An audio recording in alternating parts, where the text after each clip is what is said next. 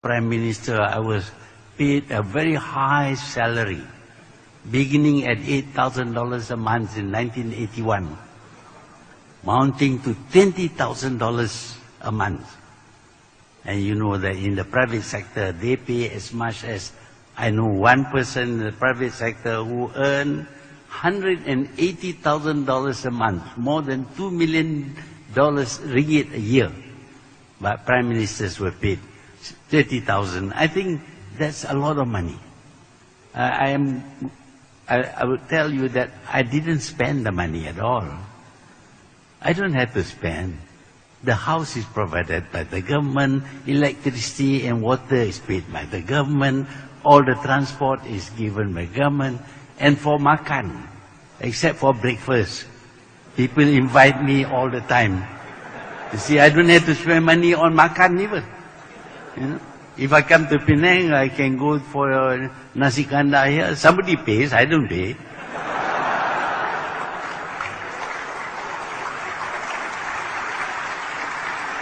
So all my savings I have saved, and that is what I am doing now. I am spending my savings rearing cows, buffaloes, and horses in Langkawi.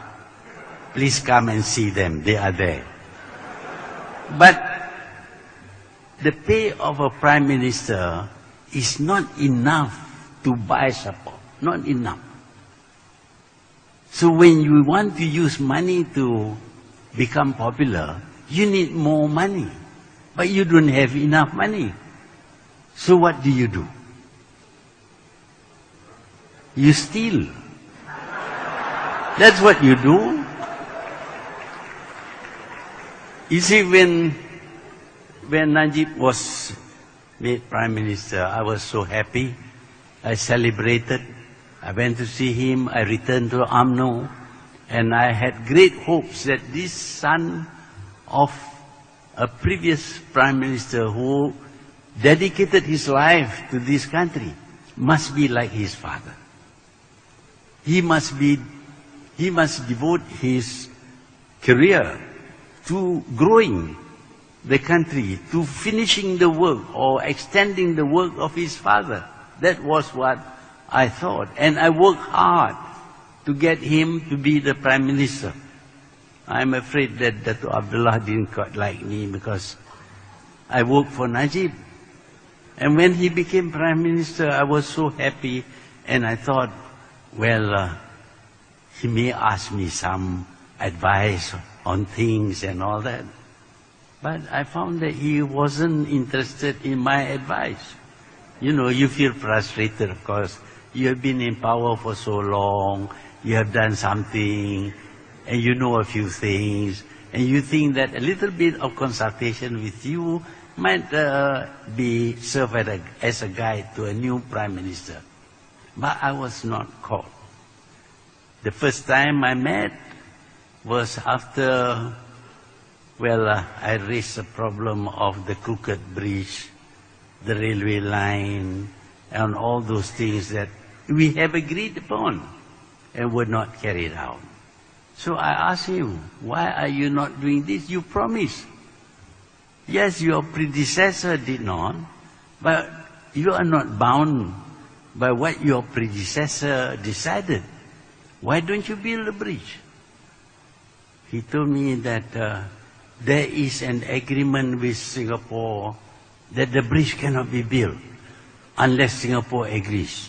You cannot touch even one brick from the causeway because there is an agreement with Singapore that you cannot change the causeway without both parties agree. So I asked a simple question, can you show me the agreement? Until now he has not shown me any agreement. He lied to me. He lied to me. There was no such agreement. I ought to know. For 22 years, I spent my time trying to have good relations with Singapore and I failed. I could have built a bridge, but Singapore doesn't want. So I said, let's build a crooked bridge. It's a great tourist attraction. But, you know, the Tobla doesn't want to build, and then Sri Najib also didn't want to build. But there were other things. But instead of doing what the people wanted him to do, he decided that he could buy their support. He conceived this idea of BRIM, Bantuan Rakyat. I said, no, this is not the right way. You serve the people. You do what the people want you to do. Create more jobs for people so that they can earn a good living. But he thought, it's not necessary. You give $500 a year and they will support you. And in the 13th general election, you know, he did not do as well as his predecessor even. He actually failed. As head of Selangor division of UMNO, he couldn't regain UMNO. So it's quite clear, I think, that giving money to people is not going to make you popular. What will make you popular is the creation of jobs, the training of people so that they can fill in the jobs and get good pay for their skills. That's what the people wanted. But he thought that, well, BRIM, you see. Of course, besides BRIM, he also gave a lot of money to whoever complained about anything, give money. They come to see him complaining about their constituency, give money. Anything at all, give money. But it doesn't work. It doesn't work. So when I told him that it doesn't work, he got very annoyed with me. For 6 months, he never talked to me. And then, of course, the Prime Minister, the Chief Minister of Pahang, Menteri Besar Pahang, asked me, have you been advising Najib? I said, no, he doesn't talk to me. So he noticed that actually that was the case. And he told Najib that please talk to him. Because this man is responsible for 2 prime ministers retiring. So it's better to be nice to him. So after that, it was nice. But nice only up to a point. When it comes to giving BRIM, he thinks that if you give more money, therefore they will support him. I told him it's not going to happen. It's not going to happen that way. And when you give money to people and they don't support you, you think that you give more money to people, therefore they will support you. So then there arises this need to have money to give people. Not 100, 200, not 1,000, 2,000, or even 10,000, 20,000. But million. You give a member of parliament, UMNO member of parliament, $1 million. He couldn't speak. He just stared at the money. That's mine. And you know, Shahrir, member of parliament for Johor Bahru, admitted that he received 1 million ringgit from Najib. And when asked, why do you ask it from Najib? Who else? If I need money, I ask my president. And Muhammad Mazlan gets 2 million ringgit. And I'm quite sure many of the other members of parliament and division heads of UMNO have received money from him. And the result is that they are not performing their duty. They know what Najib has done is wrong. Having money in his account is wrong. But they continue to support him. They continue to support him. And he, for his part, made sure that there will be no avenue for anyone to get rid of him. Now, one of the ways of removing a prime minister is through a vote of non-confidence. Now, a vote of non-confidence will only work if you have a majority. The opposition is the opposition because they don't have the majority. To have the majority in Parliament for a vote of non-confidence, you need members of the government. But members of the government are not going to make any sacrifice in order to overthrow Najib. They know, they must know, everybody knows that Najib has not been very honest about money. But they will support him. So we cannot remove Najib through a vote of non-confidence. Although somebody said they can get the numbers, but they couldn't get the numbers. Now the other way of getting rid of a prime minister is to make a police report that he has stolen money. And the police report was made by Datuk Khairuddin.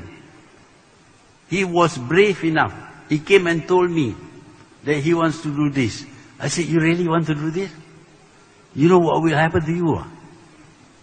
But he wanted to, and he made a police report that Najib has basically stolen money.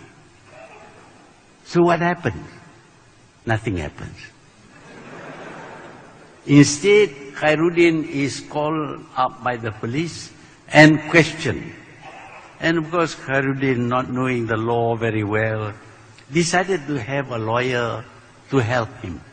And the lawyer he chose happened to be my ex-political secretary, Mahathir. So this lawyer was helping Khairuddin to answer questions by the police. And the police now ask question of the lawyer and accuse him of being a terrorist,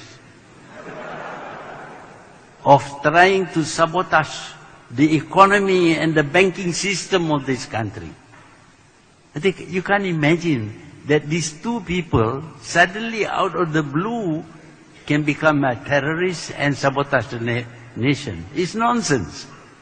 But that did not prevent them from charging these two people, detaining them in jail, and accusing them of being terrorists under SOSMA.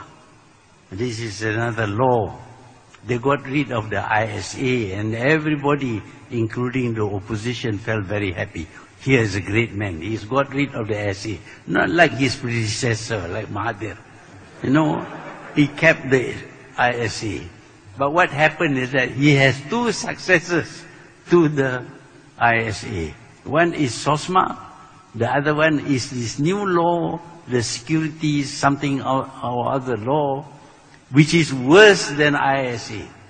Because under this new law, which has been passed by Parliament and by the Senate, it gives the Prime Minister power, which was before rests only with the Yang di-Pertuan Agong.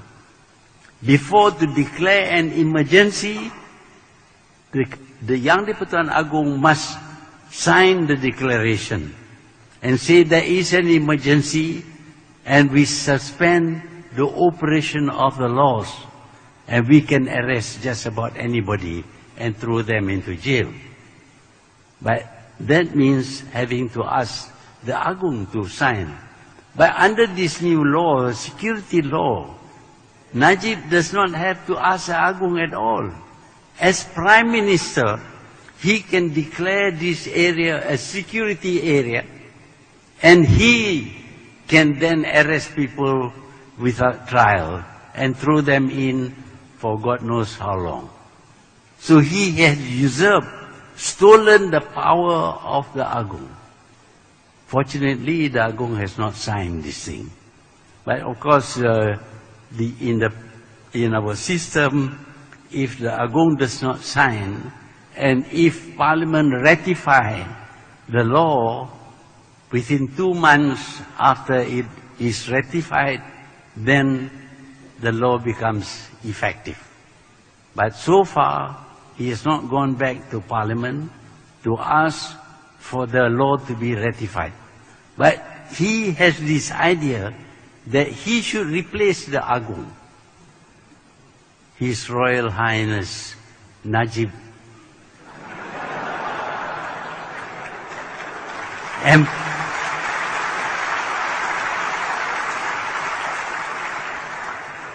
His ambition has no bounds. He wants to do everything and have the power to do everything without question. It is because of this idea that he should have absolute power that he came up with the idea